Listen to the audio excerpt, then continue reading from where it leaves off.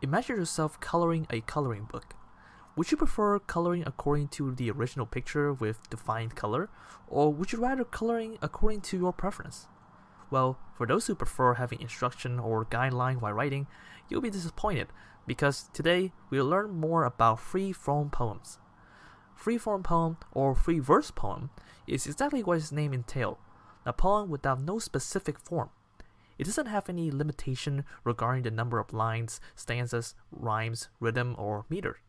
The free verse poem originated from France and was named after a movement called vers libre. Later, it became popular in English poetry, in which Walt Whitman stands out as the father of free verse poems. Free verse is mostly used in modern poetry, where it's a way of distancing from traditional structure and schemes. But the word free doesn't mean that it doesn't have any structure at all.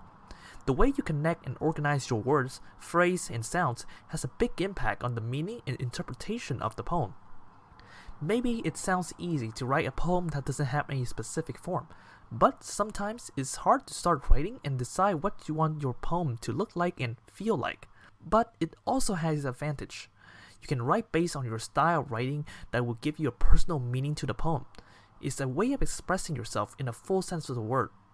You're the one who decide how many lines would the poem have, how long would it be, how would you rhyme and where, etc. Your free verse poem can be more casual tone following your informal language. This type of poem can be good for you while wanting to express your emotions, describe a certain situation or a person without bothering with the structure. You can write under the storm or emotion you have and create something powerful and meaningful to you, but also for your audience. So, let's see how you can write with a free verse poem. First, you need to choose the topic you want to write about. It can be a certain situations, emotions, person, photograph, nature, etc.